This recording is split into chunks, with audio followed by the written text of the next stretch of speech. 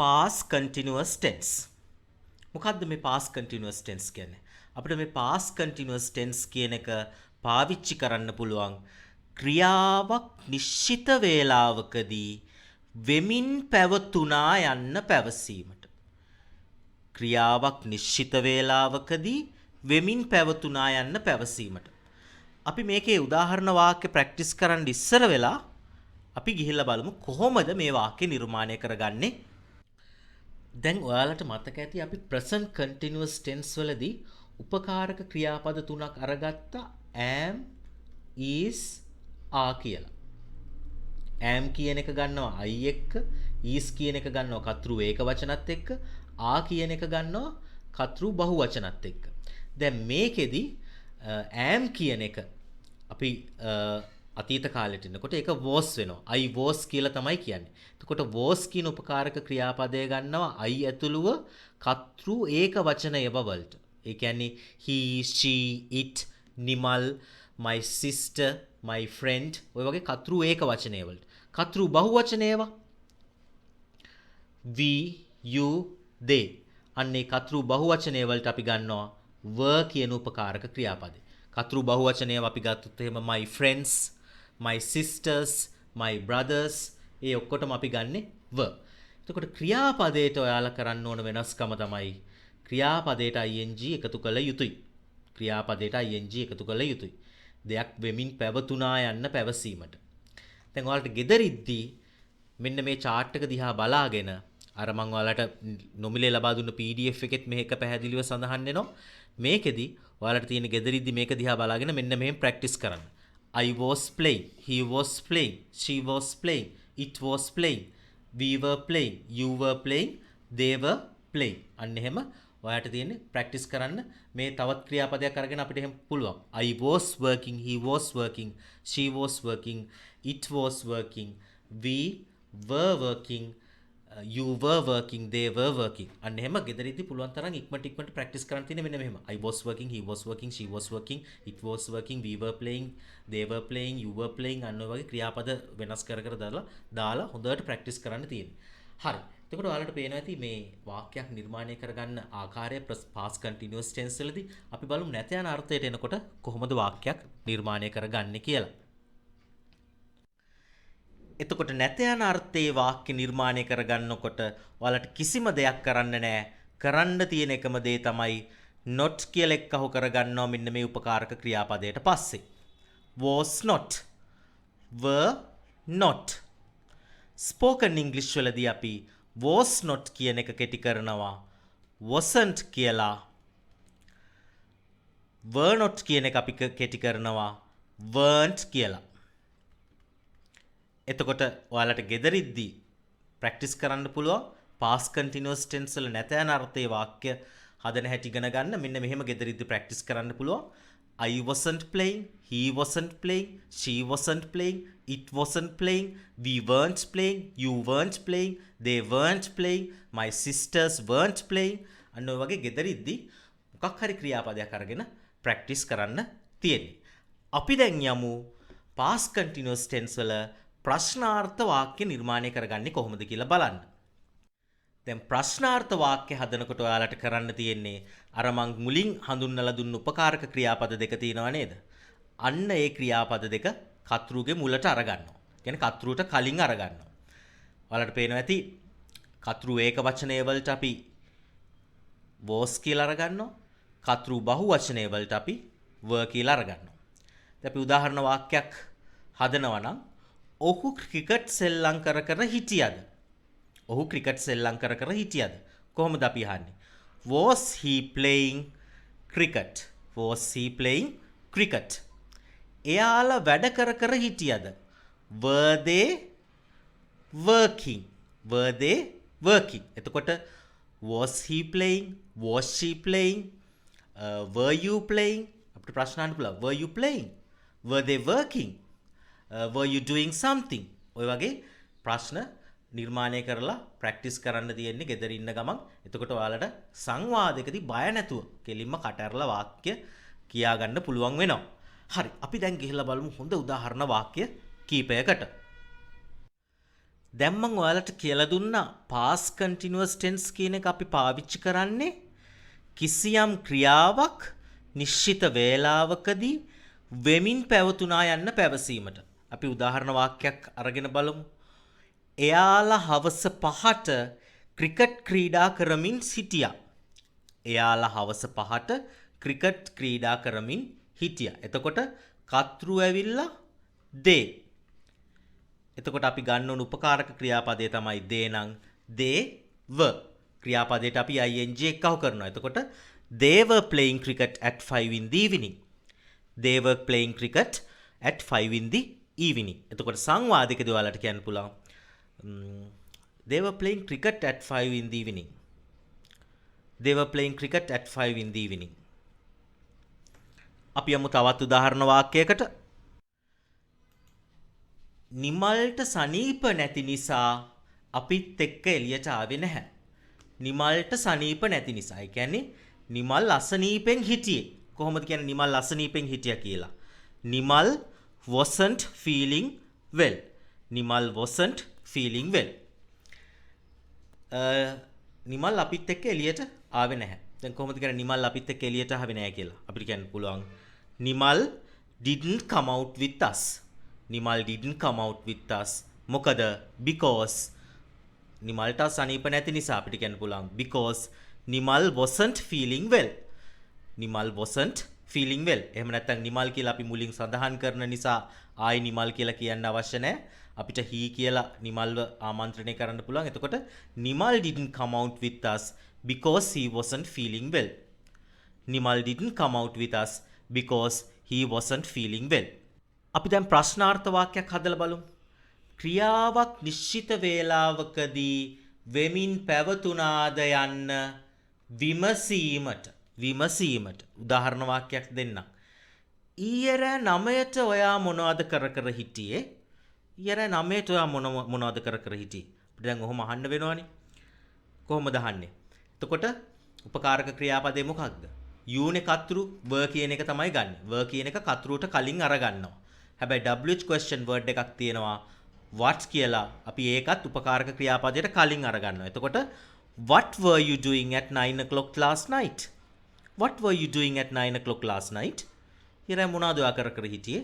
What were you doing at 9 o'clock last night? හරි. අපි දැන් යමු මෙන්න මේ past continuous tense එකයි simple past tense එකේ වාක්‍ය දෙකක් දීලා මං හරියටම වෙනස මොකක්ද කියලා ඔයාලට කියලා දෙන්නම්. තව ටිකක් මේක හොඳට පැහැදිලි වෙන්න. වාක්‍ය දෙක සංසන්දනය කර වෙනස හඳුනා ගන්න. පළවෙනි වාක්‍ය. බලන්න මේ වාක්‍ය දිහා හොඳට. Nayana was watching TV when we arrived. ඒ කියන්නේ අපි පැමිණෙනකොට when we arrived කියන්නේ අපි එනකොට අපි පැමිණෙනකොට Nayana was watching TV. Nayana TV බලමින් හිටියා. අන්න බලමින් හිටියා. අපි එනකොට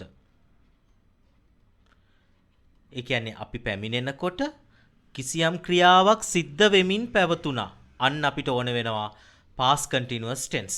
මොකක් හරි අතීතයේ දෙයක් සිද්ධ වෙනකොට තවත් ක්‍රියාවක් සිද්ධ වෙමින් පැවතුණා. එතකොට Nayana was watching TV when we arrived. හැබැයි මේ වාක්‍ය when we arrived Nayana was watching TV කියලා කියන්නත් පුළුවන්. එතකොට හැබැයි මැද්දට කමාවක් එන්න ඕනේ. හරි. මේ දෙකෙන් කැමති එකක් ඔයාලට කියන්න පුළුවන්. දැන් අපි ගිහිල්ලා බලමු simple past tense වාක්‍යයක් ගිහිල්ලා මේකේ ඒකේ වෙනස මොකක්ද කියලා. දැන් බලන්න දෙවෙනි වාක්‍ය. Nayana watched TV a lot when she was ill last year. ඒ කියන්නේ මොකද්ද? නයනට අසනීප වෙලා ඉන්නකොට ගිය අවුරුද්දේ ඇය ටීවී ගොඩක් බැලුවා. ඒක අතීතයේ සිද්ධ වෙලා අවසන්. එතකොට ඔයාලට පේනවා ඇති වෙනස. නයන was watching කියන්නේ නයන කිසියම් ක්‍රියාවක් කරමින් හිටියා. නයන watch TV a lot කියන්නේ නයන ගොඩක් ටීවී බැලුවා. එතකොට ඔයාලට පේනවා ඇති මේ වාක්‍ය දෙකේ තියෙන පොඩි වෙනසයි තියෙන්නේ. ඒ පොඩි වෙනස ඔයාලට මේ වාක්‍ය දෙකෙන් තේරෙනවා ඇති. හරි. අපි තවත් මේ වගේ වාක්‍ය දෙකක් අරගෙන වෙනස හඳුනාගමු. දැන් ඔයාලට පේනවා ඇති පළවෙනි වාක්‍යය තියෙනවා We were walking home when I met Nimal. ඒ කියන්නේ මොකද්ද? නිමල්ව හම්බෙනකොට අපි නිවසට ඇවිදමින් හිටියා. ඇවිදමින් හිටියා. were walking. ඇවිදමින් හිටියා. නිමල්ව අපිට මුණ ගැහෙනකොට. ඊළඟ වාක්‍ය බලන්න. We walked home. අතීත කාලේ. අපි නිවසට ඇවිද්දා. After the party last night. Party එකට පස්සේ ඊයේ රෑ පාටි එකට පස්සේ අපි නිවසට ඇවිද්දා. පොඩි වෙනසයි. අරක කිසියම් ක්‍රියාවක් වෙමින් පැවතුණා. අරක සිද්ධ වෙලා අවසන් වුණා. දැන් බලන්න we walked home. අපි නිවසට ඇවිද්දා. After the party last night. අරකේ we were walking home when I met Nimal. මට නිමල්ව මුණ ගැහෙනකොට අපි ඇවිදමින් හිටියා. We were walking home. අපි නිවසට ඇවිදමින් හිටියා. හරි. දැන් තව වැදගත් රූල් එකක් තියෙනවා කියලා දෙන්න. තවත් වැදගත් නීතියක්. අපි යමු ඒ කොටසට. දැන් present continuous tense කියන කොටස උගන්වනකොට ඔයාලට මතක ඇති මම ක්‍රියාපද කීපයක් දුන්නා ඒ වලට ing දාන්න බෑ කියලා. මොනවද ඒ ක්‍රියාපද? smell කියන ක්‍රියාපදය. taste කියන ක්‍රියාපදය. තව මොනවද? see කියන ක්‍රියාපදය. උන වලට අපි ing දාන්නේ. තවත් ක්‍රියාපද ගණනාවක් තියෙනවා continuous tense යටතේ. present continuous හෝ past continuous tense හෝ future continuous tense යටතේ අපි ක්‍රියාපදයට ing දාන්නේ නැහැ. දැන් තව ක්‍රියාපද කීපයක් මම ඔයාලට හඳුන්වලා දෙන්නම්. like කියන ක්‍රියාපදයට අපි ing දාන්නේ නැහැ. want කියන ක්‍රියාපදයටත් ing දාන්නේ නැහැ. need, prefer, know, realize, understand, recognize, believe. එතකොට ක්‍රියාපදයක් විදියට ෆන්ක්ෂන් වෙනකොට තමයි මේ වලට ing දාන්න නැත්තේ. දැන් කෙනෙක් අහයි දැන් belongings කියලා නාමපදයක් තියෙනවා. belongings. ඒ කියන්නේ පුද්ගලයෙක්ට අයිති දේවල් කියන එක තමයි belongings කියන්නේ. දැන් belongings කියන එකේ ing ඇවිල්ලා තියෙනවනේ. ඒක ඇවිල්ලා නාමපදයක්. ක්‍රියාපදයක් විදියට ක්‍රියාත්මක වෙනකොට ක්‍රියාපදයක් විදියට ෆන්ක්ෂන් වෙනකොට තමයි අපි මේ ක්‍රියාපද වලට ing දාන්නේ නැත්තේ. ඒක ඔයාලා හොඳට මතක තියාගන්න. විභාගයකට එහෙම එනවනම් ඔයාලගේ එක්සැමිනර් ඔයාලව රවට්ටන්න පුළුවන් දේවල් තමයි මේවා දාලා ing ෆෝම් හදන්න දෙයි. ඉතින් ඇත්තටම මේවා දාලා මේ ක්‍රියාපද වලින් අපි ing ෆෝම් එකක් නිර්මාණය කරගන්නේ නැහැ. හරි. තව ටිකක් මම පැහැදිලි වෙන්න උදාහරණ වාක්‍ය දෙකක් අරගෙන අපි සාකච්ඡා කරමු. දැන් බලන්න පළවෙනි උදාහරණ වාක්‍ය. We were good friends.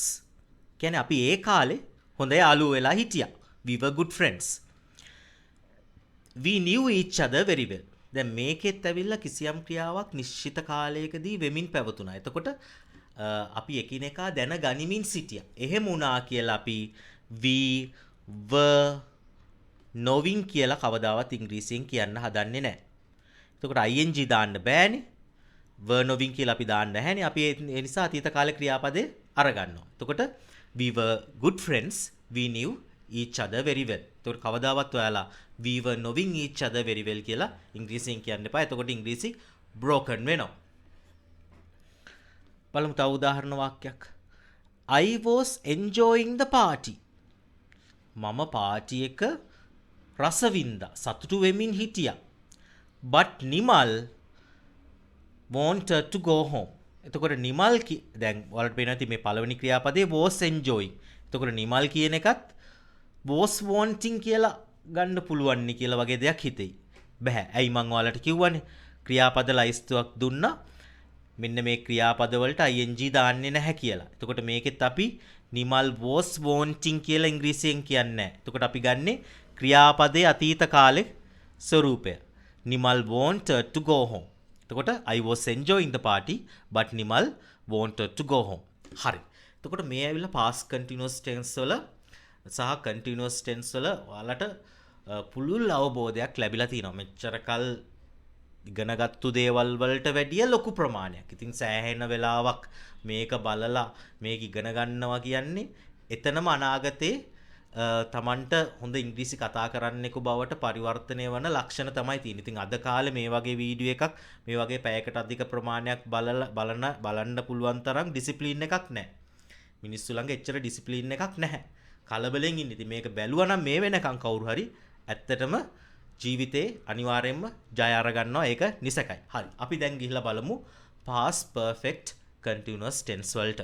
කවුරු හරි මේ පාඩම ලියා ගන්නවා නම් මේ සම්පූර්ණ මේ පාඩමේ ටියුට් එකක් විදිහට ඩොකියුමන්ට් එකක් හදලා තිනවා.